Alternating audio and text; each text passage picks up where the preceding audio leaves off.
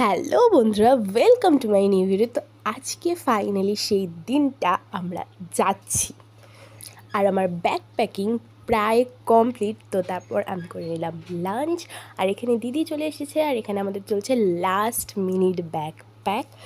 তো তারপর আমরা রেডি হয়ে সবাই চলে গেলাম ট্রেনে, আর এখানে আমাদের গোটা টিম চলে এসেছিলো। তো সবাই মিলে আমরা চলে গেলাম এনজেপি, আর এখানে পৌঁছে আমরা জানতে পারলাম যে আমাদের মেন ডেস্টিনেশনের ট্রেন 1 ঘন্টা লেট।